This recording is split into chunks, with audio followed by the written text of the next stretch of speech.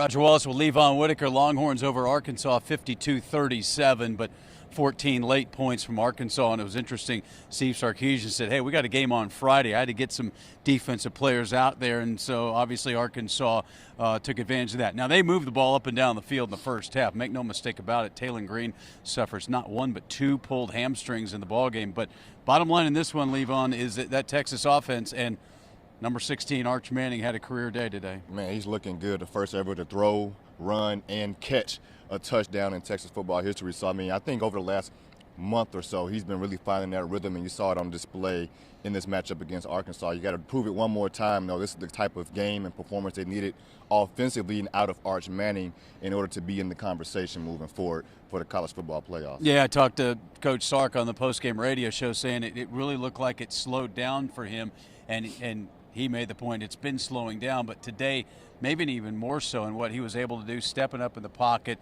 and making plays when maybe he would have been more inclined to tuck it and run it. Now, there were some guys running free. Let's not sugarcoat it. Arkansas struggled on the back end, but he took advantage. And then he had the touchdown catch from his roommate Parker Livingston, and he caught it, but he had to climb the ladder. He said he lost it in the sun a little bit, but he said he owed Parker one. He's made some plays for him, and so it was a pretty good catch. You can tell he's done some other sports other than football. Specifically, I'm talking about looked like a good rebound there. Yeah, I was going to say, DeAndre Moore said it looked like he went back to his basketball days there, going up for that one and coming down with it, securing it, and just having fun. That was, at the beginning of this game. So for him to put that effort in, for them to put that play call in early in the game, show some confidence, not only from Arch Manning to run it, but from Sark for them to execute it at that point in the game. Talk about efficient. DeAndre Moore, 3 catches, 3 touchdowns. That's pretty good day at the office. And then he tells us all I'm trying to do is help the team, and just so happened my job today was to catch touchdown passes. Well, it's somebody different every week, seems like. One week it's Ryan Wingo, one week it's Emmett Mosley, today it was DeAndre Moore, and you're slowly starting to see that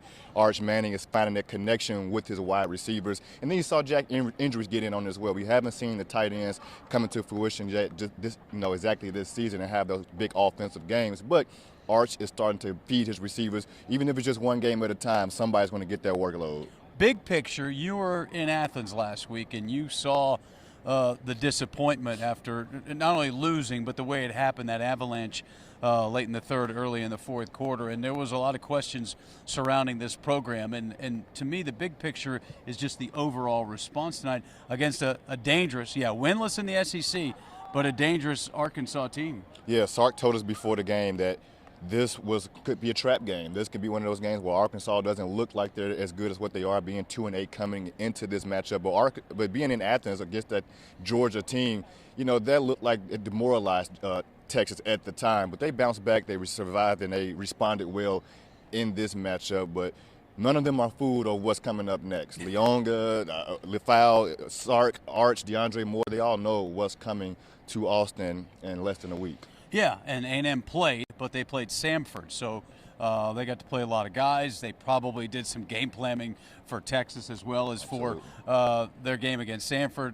Longhorns didn't have that luxury with this game. Defense, obviously, it's the fourth straight game where they've given up 30-plus points, a little different because of the last 2 touchdowns after the game was out of reach. But again, they gave up chunk plays, and they've got to clean a lot of things up.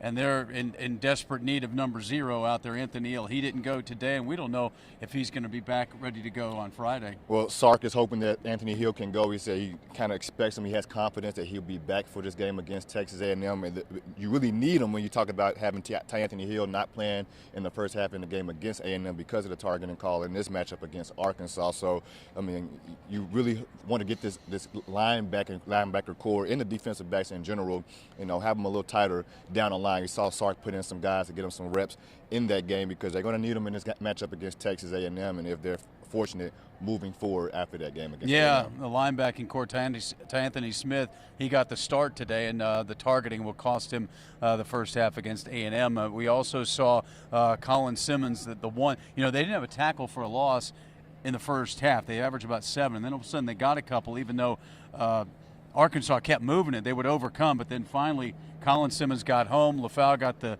the scoop. And Colin Simmons now with his 9th sack. He's got 2 straight years of 9 sacks. Got a great chance of going double-figure sacks. And let's be honest, we didn't know if we would see this out of Colin Simmons at the beginning of the season. He was leading the SEC, I believe, in penalties, and Sark touched on that earlier in this season. But I think that put him on a little bit of an isolation, a little bit of an island to, like, let me get myself together. Let me come out here and help my team.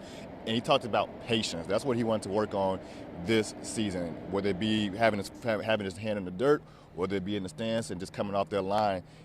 Colin Simmons wanted to be effective in this season, and this was one of those games where you kind of needed to see something out of him, some aggressiveness and some type of production out of one of the best defensive edges in the SEC and in college football. Yeah, the running game, you kind of have to at game 11 and moving to game 12. It kind of is what it is. It's just not explosive. They got, I think, 1 run over 10 yards from Trey Wisner today, but they got a little bit out of the running game, and boy, that makes life a lot easier for Arch Manning. So now we head into a short week.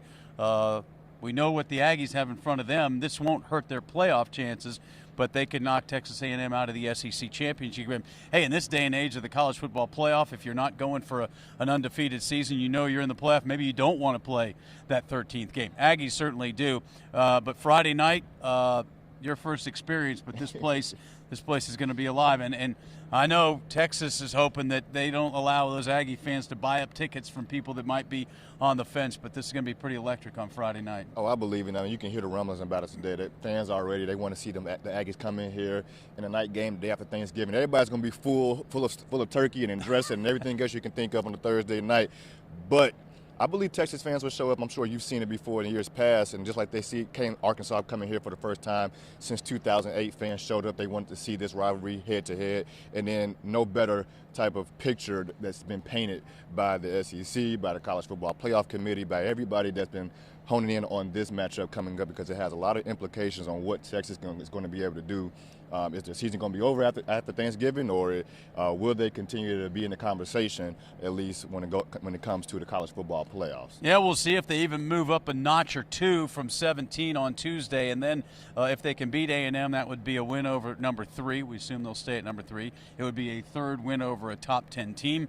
So if there's any chaos in front of them, it's a long shot, but until the final 12 is announced. And you also have a 10-win season out there as a possibility without getting to the playoffs if you can beat Texas A&M. And then looking forward, it's funny, I've already seen some of the headlines about what Arch Manning did. The Nation is going to do a 180 on Arch now, and now he's going to get all the attention for the 6 touchdowns, the 4 touchdown passes, and the catch. So it sets up for an interesting Friday. All right, I gotta get your favorite Thanksgiving foods, because that's what everybody loves to talk about this week. Oh, man, if I had to choose, I guess I'm going to go with, I love a good pan of dressing. All right. I like and have some turkey in there, my grandmother specifically. But what about you?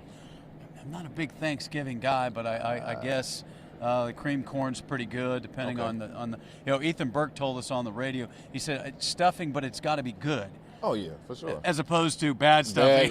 I mean, so we've got that clarified. He didn't go for bad stuffing. Ethan also said that Arkansas would be 8-2 if they didn't have some close games. So we got to check them on a couple of those things. Yeah.